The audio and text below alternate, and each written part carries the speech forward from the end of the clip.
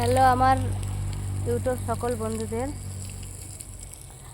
কারণ একটা পরিবারে কৃষিকাজী বউদের শুধু খালি রান্না বান্না শুধু করতে হয় না, কারণ কৃষির জমি থাকলে সেখানে অবশ্য কৃষিকাজও করতে হয়।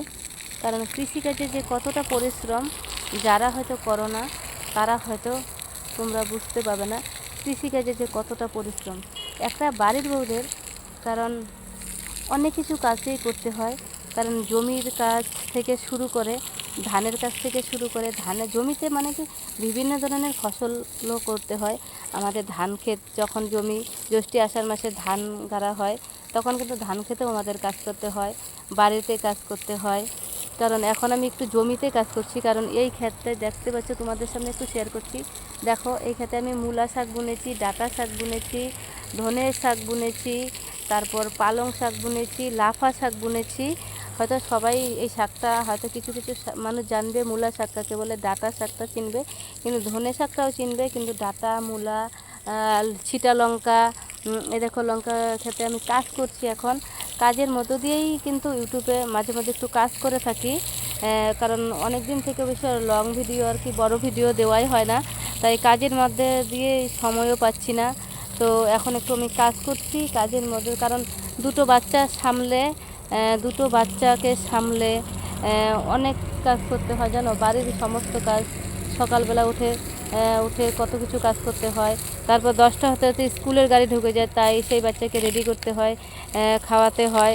তারপর কিন্তু যতটুকু সময় পারি আর কি ফেসবুকে আর কি ইউটিউব বন্ধুদের সঙ্গে একটু কিছু কথা বলি, লং ভিডিও ছাড়ি।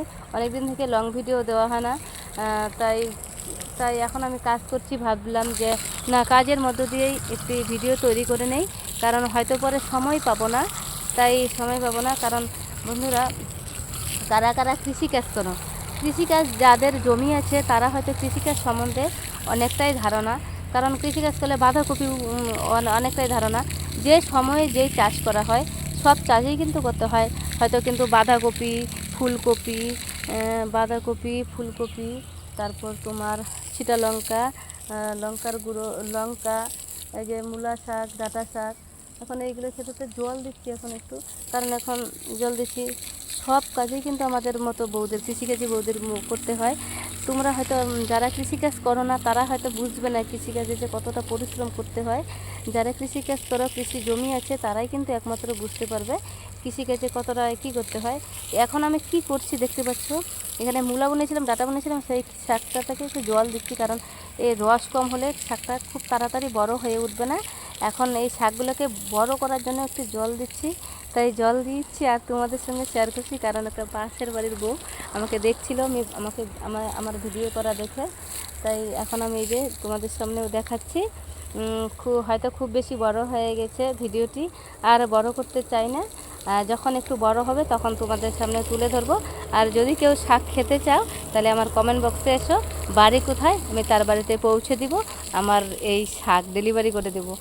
কারণ শাক যদি কেউ পছন্দ করো তাহলে আমার এই কমেন্ট বক্সে লিখো, আমি তার বাড়িতে পৌঁছে দেবো শাক কোথায় আর বাড়ি কোথায়, ঠিকানাতে একটু লিখে দিও। হয়তো খুব দূরে হলে কিন্তু যেতে পারবো না, কিন্তু যদি আমার বাড়ির পাশাপাশি হয়ে থাকে তাহলে হয়তো আমি তার বাড়িতে শাক কিন্তু পৌঁছে দিতে পারবো, তারা হয়তো নিয়েও যেতে পারবে আমাদের বাড়ি থেকে। আমি অনেক শাক বুনেছি, তাই আর রাখছি বন্ধুরা, কিছু মনে করো না, আর বড় করতে চাই না।